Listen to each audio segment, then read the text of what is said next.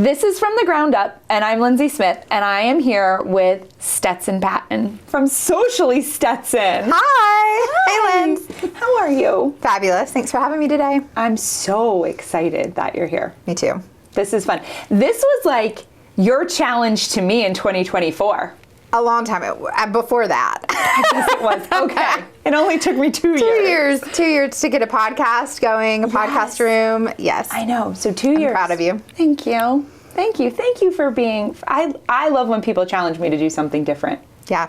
I love challenging people to do social media and all the things. That's perfect. Okay. So you've had lots of fun different roles.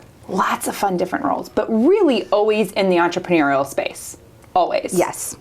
So you've, had a boutique and you worked with Mary Kay and always coaching, always encouraging. I always think, when I think of you two, I always think you're out to find the beautiful in everybody. Thank you. That's how, in all of your roles, that's how I really look at what you do. And I think that that's really special, Stetson. Thank you. So, how did you start? You went to college here. Yes, Gardner-Webb University. Yes. And then what'd you do when you graduated? I got really lucky when I graduated. So went to Gardner-Webb on a fluke. My dad was the head football coach there and did not want to go there. But I lost my voice my senior year, cheerleading injury.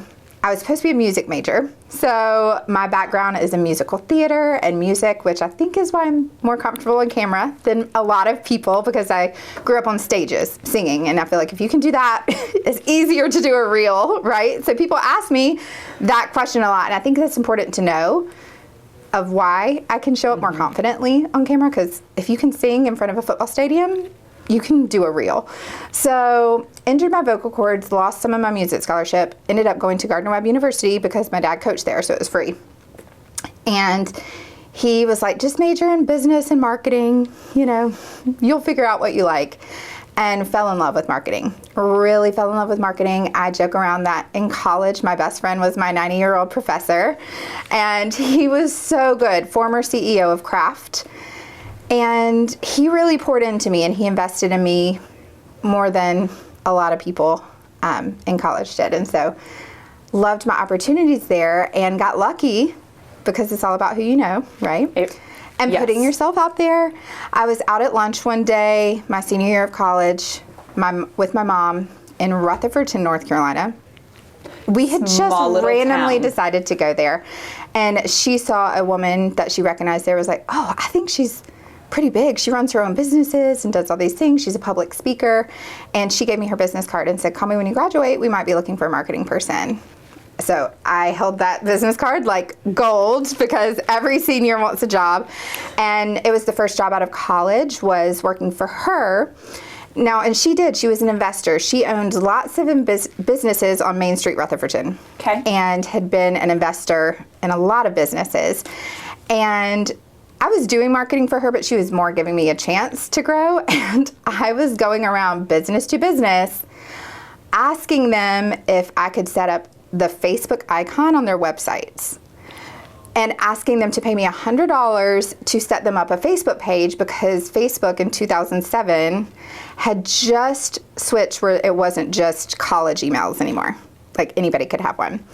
And I remember thinking, I think this will be big. Like, it's great promotion. Businesses should be using this. And a social media manager wasn't a name. It wasn't a role. Mm-mm. And so I think for a long time I was confused of where my role is. In hindsight, I'm like, I should have started a business right then and there. I had one going. But I just freelanced it for a long time and learned. But that's how I got started. And so from finding that icon, like putting it on people's business pages, mm-hmm. Yeah. Then what was the next step that you went to from there that really, you got this amazing opportunity? You learned something mm-hmm. really early, right? I did. You got handed something fantastic mm-hmm. and you didn't sleep on it. No. And so many of us do, because we hold ourselves back, and you were like, right. I could do this. And you went door to door. Door to door. I can tell you so many times I've gone door to door. But I think what really, really catapulted my success was actually built into a failure, if we look at it that way. It's when I owned the brick and mortar boutique store. It's when Instagram just launched. I remember, this is crazy, but I remember exactly where I was when I discovered Instagram. I was sitting at a basketball game. I was a cheerleading and dance coach at a time at Lenore Ryan University. Okay. And I was sitting there, and two of the girls who were like injured were on their phones looking at some app. I was like, what is that? And Instagram, trying to be too cool. If you ever want to learn things, ask the college kids. They always start the trends. And I was like, well, do we need this? Because I saw a lot of influencers, bloggers at the time. And that is when influencer marketing was becoming really big, because blogs were already a big thing. But now Instagram had just hit, and then Pinterest hit. So they all came about the same time. And we owned a boutique, and we didn't learn fast enough because we just didn't have, we didn't have the capital to invest in some of these influencers, to invest in an upgraded website that included some of the beautiful pictures. And I remember just being like, okay, we're not failing because of this, but Instagram really made fast fashion popular. It did. Unfortunately. Our price range at the time at the boutique was about $150. Wow. The one next to us was about $400, and the one on the other side of us was about $20 to $40. The woman who was selling $20 to $40 clothes, her business skyrocketed. The woman on the other side of us, $400, skyrocketed because people didn't want the cheap fashion. And we were right there in the middle, and we couldn't find our target audience anymore. And we felt so lost. And we tried to revive that boutique business, tried and tried and tried. And we ended up really selling it, shutting it down. And I learned so many valuable lessons. One, social media can make or break a business. And also, I was never going to fail again because of social media. And so then I got into network marketing because I needed cash, and a lot of people have been in network marketing. But I didn't like the structure and the rules of it. I'm so much more than that, But I knew I needed to sell product. I knew that per post I was making at least $12. So to me, when I broke down the ROI per post, and I tell that to clients all the time, if you don't know how much you're making per post, we need to track that. And in my business now, we look at the DMs that are coming through and the conversations, and we'll screenshotted one to a client last night. I was like, hey, this is a client that was following me. I shared your post. Chances are she probably got you from our share. I was like, if she purchases, just know that this lead came from us, because it's hard to track some of the leads, especially if you're doing it for someone else. So we're actively trying to say, here, we brought you somebody. Even if this one person purchases one thing from you or uses your service one time, it typically pays for social media management services. And so I know that's a whole big thing in a nutshell. Yes. But the failure of the boutique, feeling like a failure, feeling very prideful of this business, this dream that I had since I was 7 died. But it also made me realize the type of entrepreneur I wanted to be, which was not stuck in the same 4 walls every day. I wanted to travel more. I wanted to not have to manage a team that wasn't showing up somewhere physical. So I really learned from that experience that an online business and service business was the way to go. So you went from feeling like a failure. Big time. To all of a sudden seeing that there was something totally different out there. Right. And I think that's really kind of cool too, Stetson, because I always say to my kids, what you're going to do in 10 or 15 years hasn't even been thought of yet. Yeah. So here you are in this little small town. Especially with AI. But even, look at it. You're talking 2000, 2006 when I graduated. And that's MySpace, YouTube, they were all just coming out. And then you went into Instagram. Thank goodness for, I still go to my kids. Yeah. I'm like, what's trending now? What is this new app? Do I need it? Do I not need it? And they're always like, Mom. And I'm like, I know. Yeah. But so you went from that to now this role that really is exploding for you, this social media manager. So what does that look like for you on a daily basis now? Well, I'm going to backtrack just a little bit. Go for it. Because even though I was doing it and doing it part-time, side-time, I never really saw it as a job still. And so I kept getting these 9-to-5 jobs that I just wasn't happy with. Like, I was miserable, and it wasn't because of anything else, but it was because I think if you're meant to be an entrepreneur, like, you're not going to be happy doing anything else. Like, nothing else is going to make you happy. And so I was thinking this the other night when I felt like I was burnt out, but then I was like, I checked myself. I was like, am I really burnt out, or am I just like tired because I've worked a long day? I was like, I'm not burnt out. Like, I've actually enjoyed what I've been doing. And so I think burnout, people use that word too frequently, because sometimes, like, if I were working a 9-to-5 job, staying up till midnight, working on something, I would be burnt out because I would not be enjoying what I was doing. Yeah. But I do enjoy what I'm doing. And so right now I'll stay up till midnight to finish a project because I don't want to stop. It's like exciting for me. And so I think it's just important for any entrepreneur, because I think there's a lot of people that I meet out there, and small business owners, entrepreneurs, who are like, they are coming to me for social media. Do I need social media? But they're so unsure of, is this the right career for them? Are they meant to be an entrepreneur? Should they go get another 9-to-5? And it's hard for me to promote them as an authoritative figure on a social media platform if they are self-doubting and feeling insecure within themselves. So that's usually what I tell people is, if you're not there yet, you got to work with a business coach and figure that out first. Wow, so social media is not typically the first step, because they have to be so clear on their goals and who they are before they come to me. And then I can help assist that. I never looked at it that way. Mm-hmm. If they aren't clear on their goal and their vision, your social media isn't going to be either. That's actually been something that you and I have talked a lot about. And I guess I never realized the importance until, like, I just had a light bulb moment. Like, I guess I always wondered why you were like, no, you've got to be clear on what you want and where it's going in your direction. And I'm like, I'm just having fun with the... Right. And it's fine to have fun with social media. It is. But if you're paying a top quality service, and I will say, like, we charge premium prices, we need to know, because we're going to go gung-ho. Like, we're going to get you a lead. We're going to really work hard to put you out there to get booking events. Like, one of my clients recently, I just pitched her for a speaking event because I'm like, I think they asked me to do it, and I said, I think my client would actually be better. And so introduce her. And so we're doing more than social media. We're really helping try to grow their online presence, even if that's at a speaking event, so we can go get content of it to really help build that authority online. Personal branding is the way to go right now. Yeah. So you've evolved multiple times in even kind of what this social media branding and management looks like for you. So where did you start? Like, where did you start when you were like, okay, Instagram's out there, I've failed at this boutique, now I'm going to go do this? You realized that you couldn't do a 9-to-5. Yeah. So really, by chance, so I was a casino travel host. I know you know this about me. I do know this about you. And here's the fun thing. This is my favorite one about you. Here's the thing. I'm pretty loyal. Like, even if I'm not enjoying a 9-to-5, like, I'm a loyal person. So, like, I'll stay until I get fired or let go. Like, I'll stay. Because people pleasing is just, we're working on that. Mm-hmm. But I will stay. And so God has to make certain circumstances happen. So I was a casino travel host, loved it, doing some social media for them, doing some YouTube videos, having a lot of fun with that aspect of it, and absolutely loved traveling. Well, then the pandemic hit.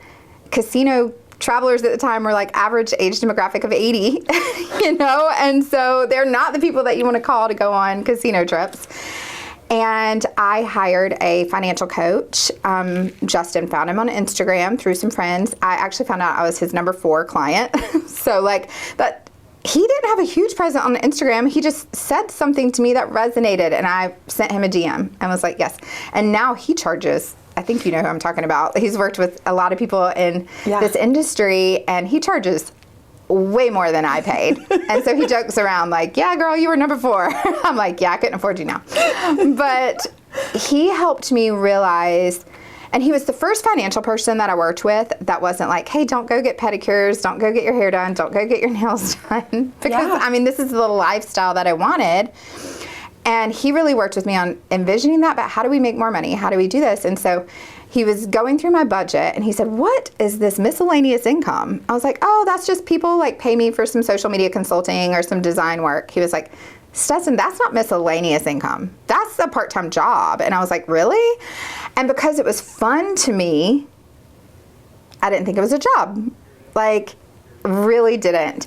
And he was like, "I want you to put out there on Instagram today." He said, "I am charging this amount." I think it was like $600. He said, "I'm charging $600 for some private coaching sessions. If anyone's interested, send me a DM."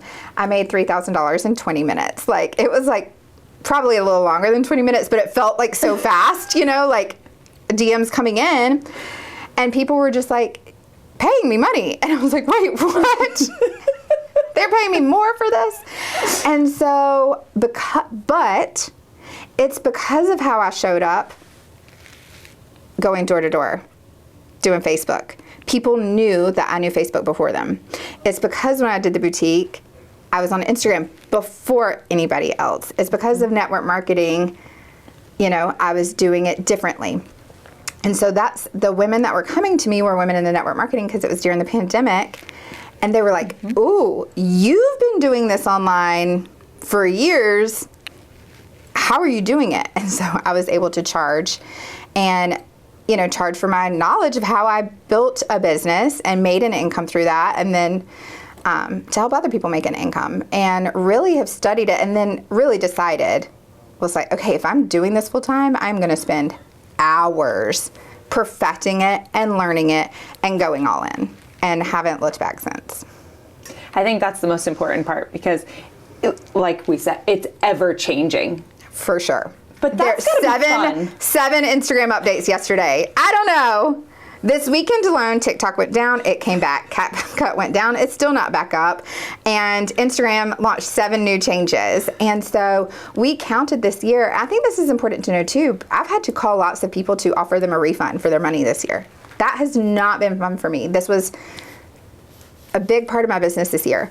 We were launching a course called the Social Speakeasy, and we had been doing big launches. I hired an intern. It was her summer intern project. We were doing that, and it was supposed to be a course on like social media stuff. I remember when you offered that. Yeah. It was going to be my big ticket item because I have my membership, which is lower ticket. Yeah. And I was thinking like, okay, well, if I have a course, I don't have to do a membership. I don't have to show up as much. This is more passive. Here was the problem. I was recording videos for it, and then changes would happen and I would have to re-record them. We had to record 27, I think, new videos in 1 week. And we had to stop. We had to make a hard pause and make a decision. And so we've called everybody who paid for it and was like, hey, you get options. You can either get a year into the membership, you can get a private coaching session, or you can get a full refund because this doesn't make sense with the industry anymore. I was going to do this, and I wasn't embarrassed by it of like, but we had been promoting it all of a sudden, and then it was just like, where'd it go? Where'd it go? And it was just like, we had to call everybody and just say, hey, we know that you paid for this, the early bird special, we're actually not going to launch it anymore. And here's why. And everybody has gone into the membership. I think there was one person that asked for the refund, but everybody has been like, no, like we want the training, like we want the value. But then I realized my membership that I had put less value on and had not really been promoting that, really figured out, well, this is what people need because 7 updates yesterday, my community and the membership is going to want to hear that from me, or they know to come to my community to ask the questions that they have. And I tell people it's not like watching a course or watching YouTube because you get a live person to ask a question to. Right. And I did a survey asking people like, hey, you're never on the lives, you're never on the trainings, I don't see that you're watching the replays. Why do you still pay for it monthly? And they say, because I don't want to waste your time, and I know that if I ask you a question, you usually get back to me like that. Because I do put the paying clients first, you know? Yeah, of course. And so they feel like they have a place to come and ask questions, you know, to do it. And then all the other resources. But that was a big, tough pill for us to really, we could have kept going and pushed through and done this course that we had been literally shouting from the rooftops. We did a really good job marketing it.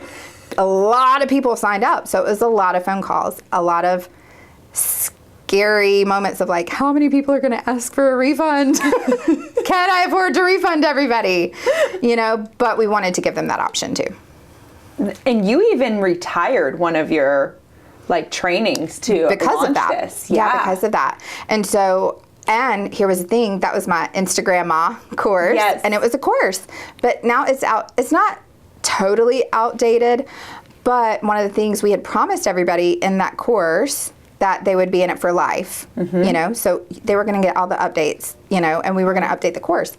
We can't update the course as fast as things are changing. It's just, and I'll give an example in a minute, but now the membership makes more sense now. And so we did promise everybody who was in the Instagram course, they get the membership for life.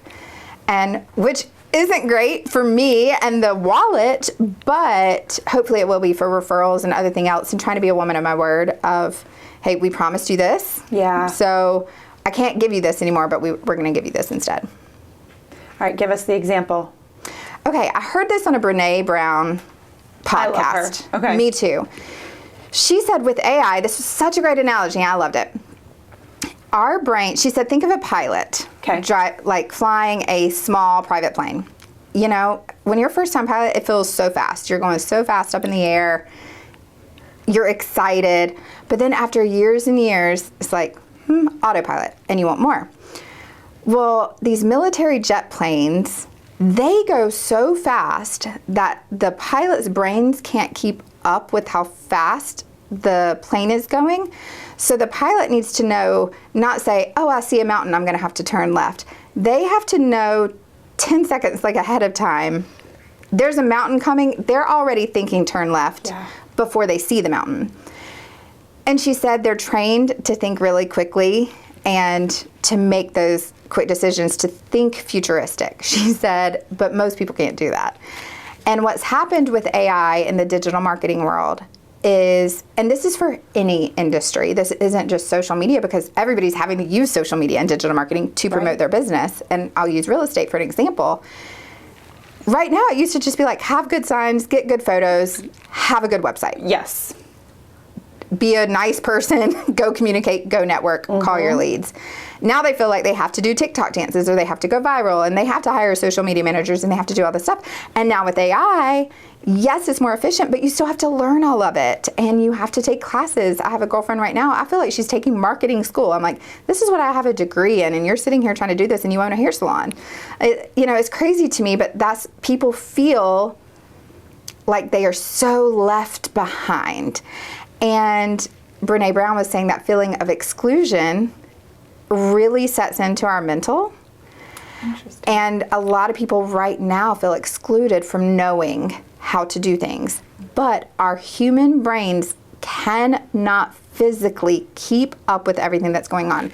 But there are some really good people at marketing themselves to seem really smart in what they know, which is great.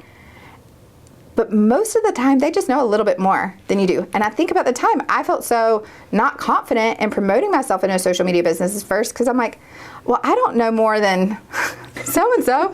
And he said, Justin, he said, but do you know more than 5 people? And I said, yes. He said, and do you think they have 5 friends that you know more than? And I was like, yes. He said, then you have people willing to pay you. And that's where I feel like we get stuck, and feeling that left behind and exclusion is like, oh my God, everybody is ahead of me. And social media is really good at making us feel that way. And so I try to teach people to be really intentional. And this is why I offer services, because I tell people, like yourself, I'm like, you don't need to be on social media as much, because I know what a mental mind F it does to people. And for people to be the best versions of themselves, they do not need to be on social media as much. And that's why I say, like, it's not just for social media and marketing. It is for your mental peace, so you can be the highest version of yourself. You do not need to be on your phone as much. And I've had to set like really clear boundaries about being on my phone. People tell me all the time, like, did you not get my message? No. Because I post and I have a system for posting, but no. I'm not on social media usually for entertainment. I think people would find that very surprising. Like, I've heard you say that before, and I know that you have a timeline, and I know that you know, but I think people would be like, well, then how do you keep up with it all? I don't. I don't. I pay people on a team to check my messages for me, to engage for me, because I'm on it for work. I have to have boundaries and space as well. It's a crazy world out there. So I say that to encourage people to feel like it's okay to not be okay after social media, because it's literally designed to make us feel like crap. Yeah. Yeah. Well, and I think what's so important, Stetson, is you've hired people. You keep leveraging and you keep putting people in your world that Justin challenged you. He said, you know more than 5. This is not miscellaneous income. This is a part-time job. And now you've hired a team to help you, and you've got your boundaries. And so I think that's a huge part of what people forget, is that when we say leverage, there's so many different ways to leverage. And you're always going to have to constantly shift and take back and look at your business. So 2023 for us was like the worst year I've had in my 5 years of owning this business. It was the worst. So I had to sit back.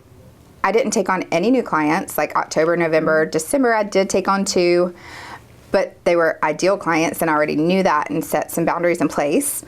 And they actually have been a dream. It's been great. But it was kind of seeing that, okay, what happened? Well, I was paying a lot of people to do content creation for me, to help do the content creation, right?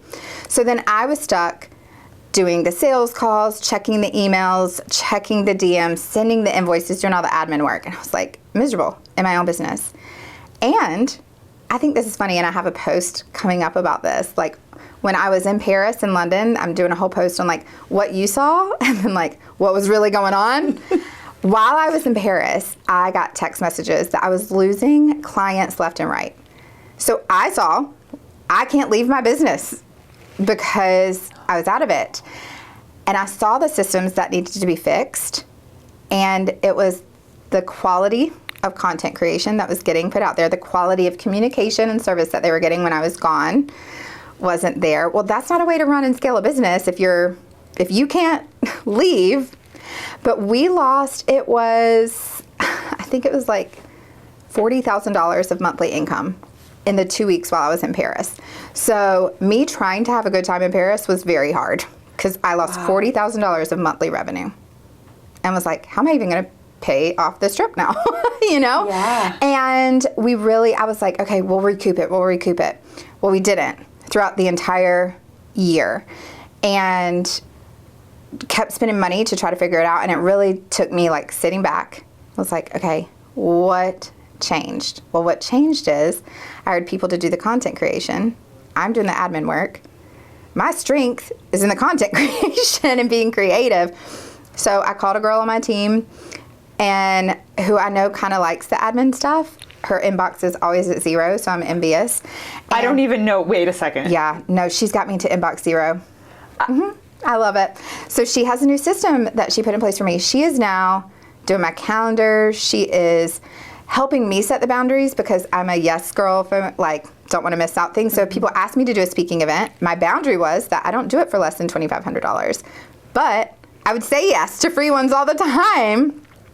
But now that she's checking my email and she's responding, I'm not even seeing half of them, you know? Right. And she says, they're from her, hey, this is Stetson's assistant, here's what she charges. Yep. She's sending the link. She can take the emotions out of it. And I am now sitting doing the content creation, which is so fun for me, and my clients are loving it. They're happier with the work. I was able to recoup some of the clients that we lost, and they were thankful that I was just honest, hey, here's what went on. I'm a business too, and I'm a human, and I'm a person. And I think that's what people are always going to get with me, is honesty and integrity. And if I'm wrong, I will admit it.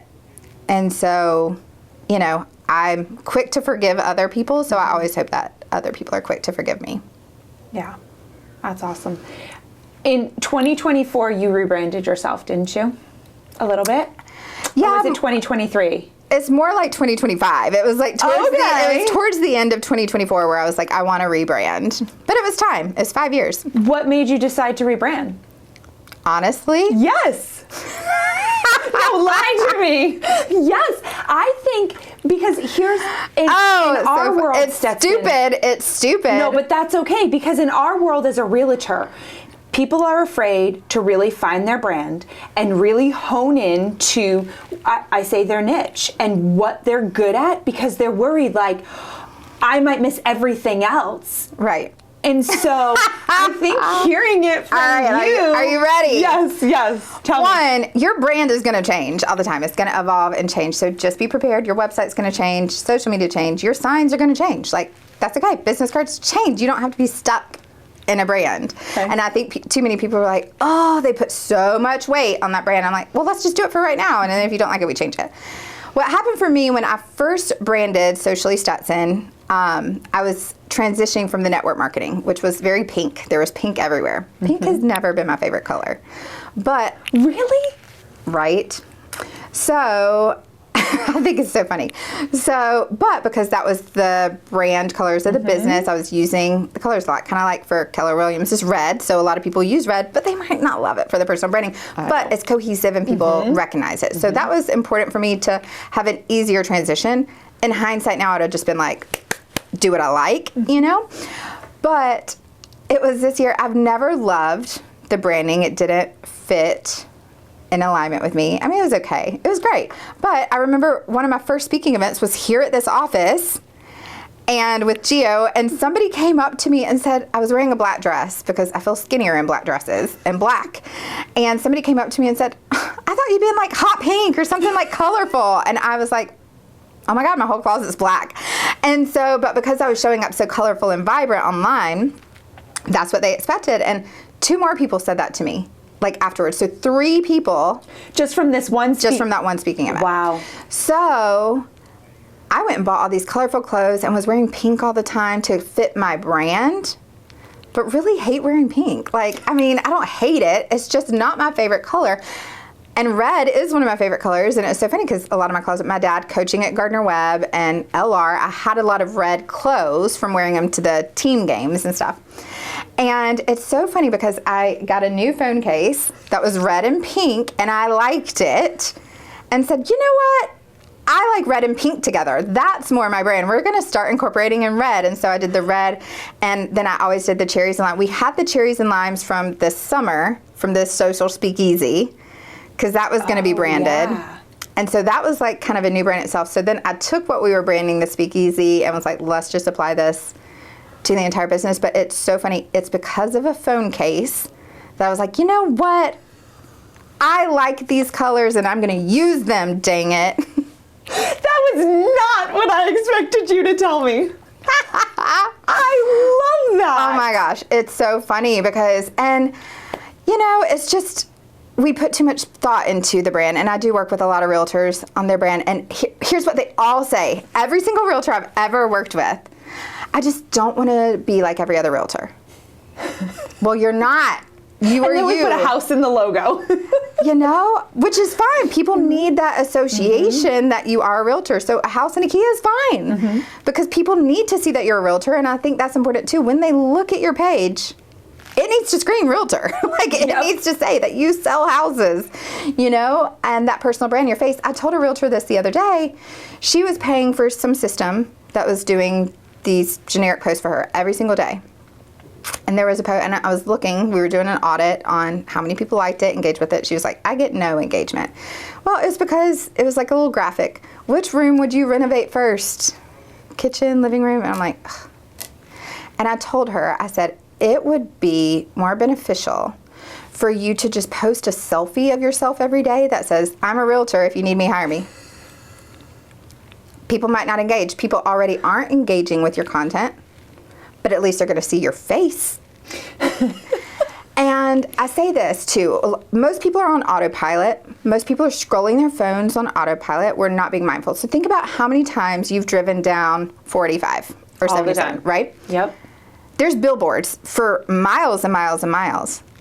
Do you see the same ones every single day, or do sometimes you miss them, right? because we're thinking about other things. We're looking at the cars ahead of us. So sometimes we don't see every billboard. But occasionally I'm going to see a Cracker Barrel on this exit. And I'm like, oh yeah, there is a Cracker Barrel here. Am I hungry for Cracker Barrel? No. When I need Cracker Barrel, like I did at Christmas because I wanted to buy some ornaments, I went to Cracker Barrel, right? I knew which exit. Not even for their food. Not even, well, I do love their food. But, I knew where it was. And so I tell people that that's like social media. So think about driving down a highway with the billboards. People are mindlessly scrolling just like they're mindlessly driving. They may see you every day, but they're not thinking of you every day. But they need to know where to go and who to go to when they're ready. And for real estate agents, I feel like all they see are other real estate agents, but I can guarantee you, your friends are not. Right. They may only know 3 to 4 real estate agents, but you might be the one consistently posting. So you're the one that's showing up all the time. I have to remind myself this all the time because there's so many other people out there that do what I do. They flood my feed. But when I talk to other people, they're like, you show up in my feed all the time. And I'm just like, great. I am that billboard that people are just like, oh, there's Stetson again. They know who to go to for social media. And that's the main goal. Yeah, that's what you've built. Yes. That was your driving force.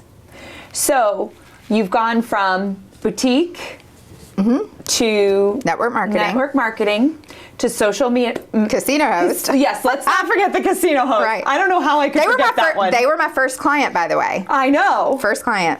And they're still to this day a client. So thank you, Paradise Travel.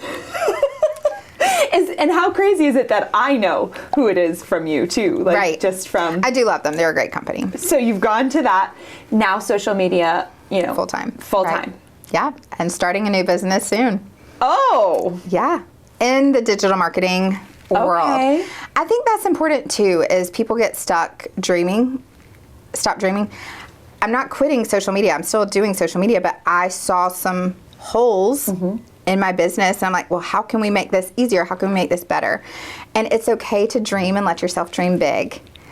My problem before was not taking action on it soon enough. And I was working with a business coach who said, this is a good one, Stets. Go for it. Is it scary? Does it make me want to throw up? Absolutely. But I'm pushing myself to continue doing it. And if it fails, that's okay. But I at least need to try it. Stetson, that's really big that you just said that, because when you failed as and I hate to use that word, but when the boutique wasn't successful, that mindset then to today, I hear the difference in your voice. Yeah. Like you're like, I'm okay now if this next digital marketing fails. Right. How do you go from that to that? It's our subconscious brain, and I'm learning a lot about that. I love studying the brain too. I know you do too. How people think and why we think the way that we think. Our subconscious brain, I heard this weekend, thinks like a billion thoughts when we walk in. A lot of people do words of affirmation, right?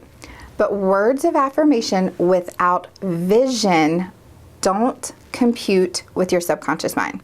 So if you say like, I am wealthy, money flows to me freely, I am not a failure, I am successful, your brain will not compute it. Your brain, so I'll use I am successful for an example. Okay. My subconscious brain will not compute that unless I give it physical evidence and proof that I am successful. So instead of just using affirmations saying I am successful, you have to tell your subconscious brain, and here's proof and evidence how I am. And you have to use past experiences so you can rewire your brain to start focusing on, yes, I am successful, instead of focusing on those failures. And we hear that all the time, and like, don't focus on failures, focus on the wins. We hear mindset stuff all the time, but the scientific proof of, hey, we really have to, your subconscious brain doesn't want to be lied to. So, if you say I'm wealthy and money flows to me abundantly, but it's not, and your bank account is at 0 or in the negative, your subconscious brain is like, yeah, that'd be great. There's a lie you're telling yourself. That's a wish, but you have to give an example. But your subconscious brain doesn't know truth from fact. So if you show it like a check, like written out to you with $100,000, your subconscious brain is physically seeing that as proof that that's real. So vision, words of affirmation are good, but vision has to be behind it for it to actually compute in your brain. I had no idea. No, I'm learning all this too. So it's been really cool. Also, the first hour that you wake up and the last hour that you go to bed is when your subconscious brain is most susceptible to hearing those messages. So that's why it's important to have a morning and nightly routine on giving you those things. So what does your morning routine look like then for you if you're working on that? I'm curious now.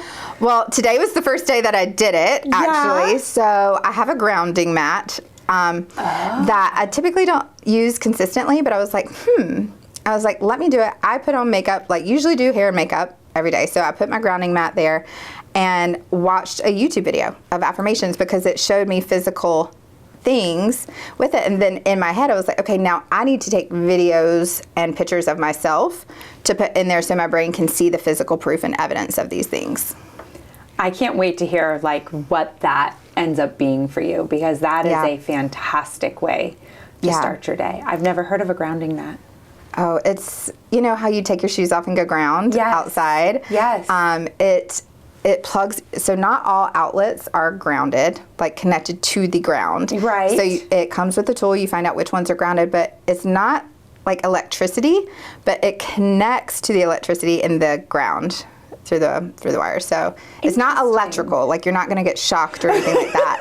It doesn't even look like a real plug, but I'll send you the link. I would totally love that. That would be a lot of fun. It's good. You can sit on it. A lot of people have grounding sheets now because they help. Because I'm on my phone so much, it's the studies to show what screens and phones are doing to our body are crazy. And so that's another reason I'm like, people, get off your phone. I'll do it for you, but get off your phone.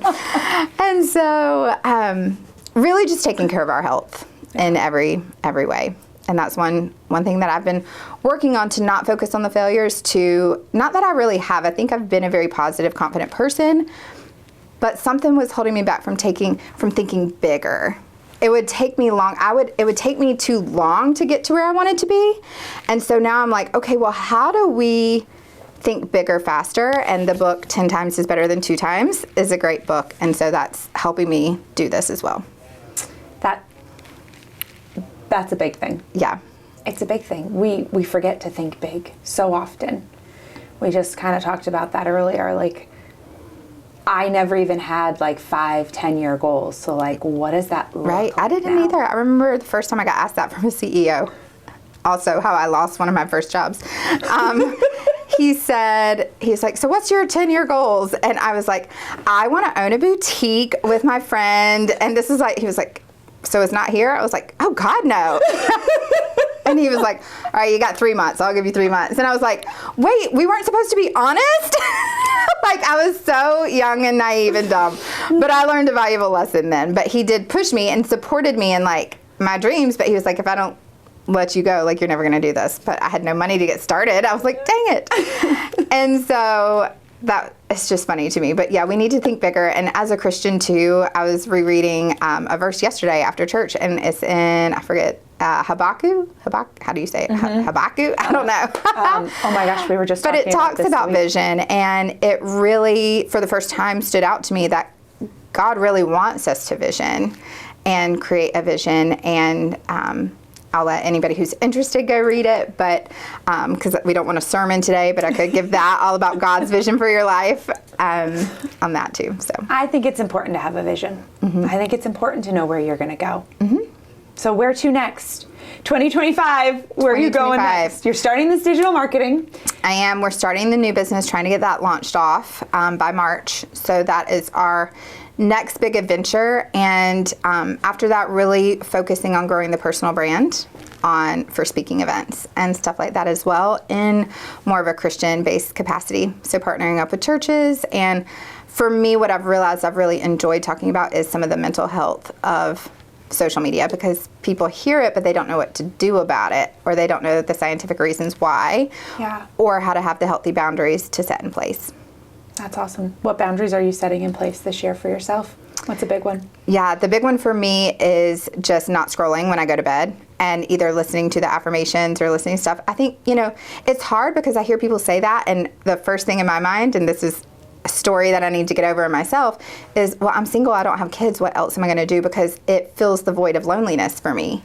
So I think it's hard for single people out there to set some of the boundaries on not being on the phone, because I'm like, well, I don't have anybody to talk to, you know? And I'm like, I'm done watching TV. I'm just laying in bed, but I got nobody in bed with me. So, I mean, the options are get on a dating app and scroll, or scroll social media. And I think I'd rather scroll social media. So, but now it's like, okay, well, if I am taking my phone to bed, because I do feel safer having my phone next to me, so I'm not gonna like leave it in the kitchen. I've tried that and I don't feel safe being single without it near me. It's like a little protection for me. And so it's more of, okay, well, what am I feeding my mind? And so what am I listening to? What am I consuming? And I always used to listen to podcasts and stuff too, but now I'm really focusing on more of the subconscious affirmations. And I've found that helps me sleep better. They're boring, but I go to sleep faster, and I know that I'm doing something really good for my mind. Yeah. All right, totally off subject. Yes. TikTok. Oh my gosh. I know, but I have to ask you, like, you're a social media manager. Like, and I know that you're really good at being at, like, all of the different platforms. Yes, I love them all. And clearly Instagram, like, got a huge boost because everybody really did think, and it might still go away completely, but right now it came back. Like, it came back. I think it'll be back. Give me your conspiracy theory about it. Okay, I will. I think Trump has investors, and he's going to make it look like a really big win for him too, like, even though he's the one who wanted it banned. And I say this too. We don't know what's going on behind the scenes. Somebody said, well, why would he do that? And I'm like, you know what? Because there's probably a lot of shit we don't know. Yeah. You know, I don't know. Yeah. But I'm always that one from, like, dumb ignorance. Like, don't worry about it too much. Let's just trust it and move on. Like, I'm fast to change and pivot. Yes. So for me, I don't harp on TikTok is going away. I harp on, okay, well, what can we do? We can do YouTube Shorts. We can do the Instagram Reels. I think, and I said this the other day to somebody, it's not like TikTok went away for you, like a content creator who's making, I have a friend, John Beverly, who makes 6 figures. He's built his business. He's an insurance agent. He has built his insurance business to over 6 figures on TikTok this year. And talking about insurance and being consistent on TikTok, and he shows up well, and I love what he does. And it's like, he'll be fine now, because it's not like he lost TikTok and all of his people are still on there. His people lost TikTok too, so they're going to go follow him on YouTube. They're going to go follow him they're going to find him again. And so it's the lead generation and getting the emails. I've said this before, my Facebook was hacked. It went down. I had the emails to be like, well, come follow me here now. Here's my new page, and just that repetitive thing. So content creators are going to be fine. There's plenty of other platforms out there, but I don't think TikTok's going away. I think there will be an investor come in. It might look differently, but here was the funny thing anyway. It already looked, this is me nerding out now on what I know. Yeah. It already looked differently for Americans. So in China, it was a different TikTok than what we got. Yes. In China, they regulate all the videos for the younger children, for the adults and stuff like that. In America, they were letting pornography and stuff seep into a lot of people, not just the younger generation, because they wanted to dumb us down. I mean, they do. So they it was very educational in China. Very educational in China. Now, they did have the educational button I know they on did. ours. I know. And I'm not trying to get, like, too political, but I am just saying, like, facts. The facts is the Chinese TikTok was different from the American TikTok. Yes. Yeah.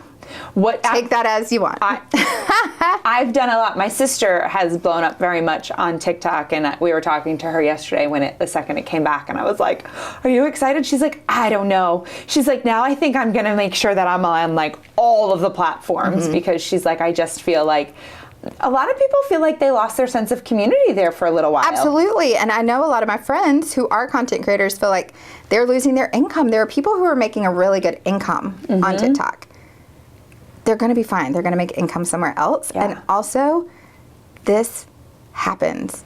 Warehouses shut down because of computers. Right. Like, people were making money off MySpace too. You know, it shut down. Things shut down, and we have to be ready to pivot. I think in my head all the time, one of the reasons I'm starting this new business is, well, what if AI takes over social media management and people don't need it anymore? We've already seen a shift with the AI tools, how it is making it easier for people to do on their own. I provide resources to help people do it on their own. Right. You know, so what does my business look like 20 years from now? And I was like, well, I might need to think of something else. Yeah. Too, I might not be able to keep up with social media. So we always have to be thinking, if our main source of income is this, what happens if this goes away? I'm not saying we have to change our industry or business, but we have to think, how can we make as much money possible now or invest now, how to be financially wise now to do that. Now, granted, financial literacy is not my strong suit, but we're rewiring my brain this year to think, but it will be. I love that. It will be. I love that. Are you going to be reading to kind of gain? Are you going to be watching somebody on YouTube? Like what pieces are you going to be doing to gain some financial literacy? Yeah, so I'm definitely reading more. And so that has been my goal too, is to read one financial book a month and podcasts, like financial podcasts, just like, because your subconscious brain takes that on and listens to things. And it is more of like that vision. If it's in front of you, you achieve it more. And then I did hire a business coach that I used to work with years ago, and she's back in my life now because she just helped me say the numbers. Okay, like, well, you can't go to Florida because that money's not there. And it's the accountability for me, but I think, you know, in a marriage situation, you have people to talk about money. So being single is like, I don't have anybody to talk about money. I'm making my whole decisions, and sometimes they're not great because I'm like, well, I could die tomorrow, YOLO. So that's my mindset. It's like, you know, I'm not focused on money, but I do like financial literacy and want to be a good steward of my money. And so I know that that has been not a great thing for me in the past, of like, making a lot of money, losing a lot of money, making a lot, losing a lot. And I'm just like, okay, there's a pattern here. Same in relationships. Get a great guy, lose a great guy. Get a great guy, lose a great guy. And so figuring out, okay, I have some patterns, what's going on, worked with a relationship coach, and we found out is when good things happen to me, I never feel like I'm going to achieve them because I feel like the other shoe is going to drop anyway. So subconsciously, I'm doing things to lose it anyway. So it's been crazy. That could be a whole nother conversation, but she's a really good person that I put into my life this year to figure out, okay, where does that stem from? What does that come from? The subconscious brain's doing that. So now our whole focus is on, and one of the affirmations that I say is, I make money and keep money. So. And then you're showing yourself your bank account. Right. Oh, I do. I look and I'm like, damn, I was making really good money. Why do I feel broke? But I spent a lot of money, you know, so. What platform do you think is going to be big in 2025? YouTube. Really? YouTube Shorts. They're killing it right now. YouTube Shorts is literally crushing platforms right now. Why? The younger generation is watching it. So biggest reason is kids who are now 18, 19, 20, you know, just 4 or 5 years ago, they weren't allowed to have social media. So they weren't allowed to have Instagram and Facebook, but they were allowed to watch YouTube. Yeah. So they know YouTube and they're on YouTube. A lot of these younger generations don't think social media is cool because they saw their parents on it 24/7, or stressing out about doing social media or doing the TikTok dances. Think about it. The pandemic was just 5 years ago. Right. So the 10-year-olds are now 15. Yep. They watch their parents trying to do TikTok videos and dances, and that's not cool because that's what their parents did, right? So Instagram and TikTok to them isn't cool. And YouTube right now is. YouTube and Snapchat. I never thought about that because you're right. 5 years Whatever's ago, cool to your parents is not cool, right? Yes. Yeah. I said it's funny because doing consulting with people right now, I'm teaching like Gen X, baby boomers and older, the how-tos. I'm teaching Gen Z and younger the why-tos.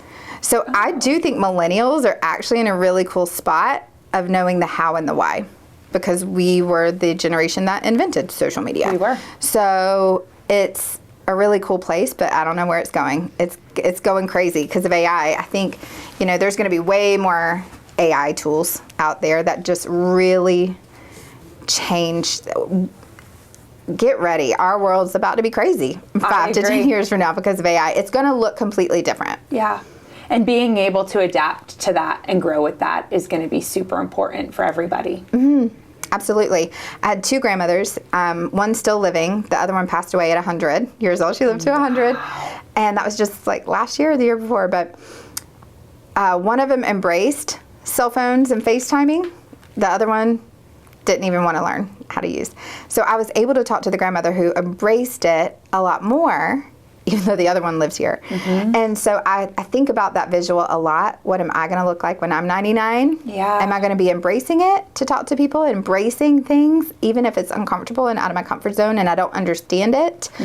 Or am I going to depend on people to take care of me and call me for emergencies, you know? So isn't that wild, Stetson? I had the same experience with my grandmothers. Like one of my grandmothers just took to, at the time it was Skype. Right. And like she was all about Skype's gone too. What happened to Skype? Skype, I know. That's Vine, what I mean. Skype, yes. MySpace. Right, they're all gone. AIM. But oh my gosh. RIP AIM.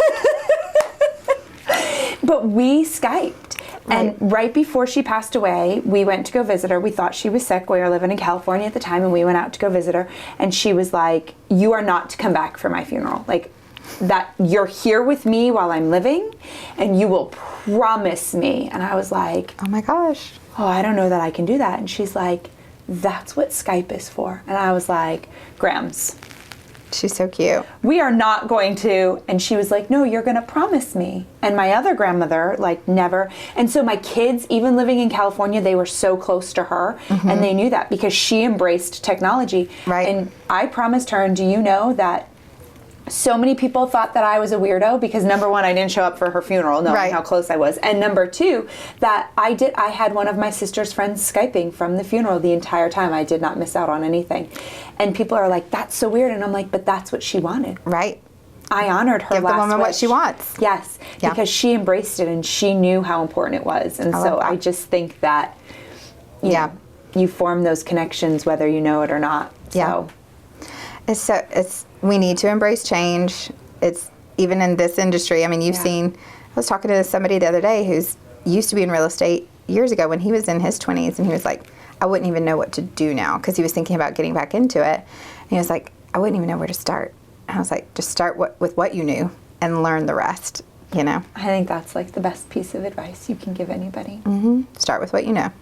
Thanks for sitting with me. Thanks for envisioning this for me. You're welcome. I'm glad you brought it to fruition. You took the action. I did. I love it. It took me a little while because I'm not nearly as comfortable as you are being on camera, but I'm not either. Look, I got red and splotchy and hot. I'm like, ah.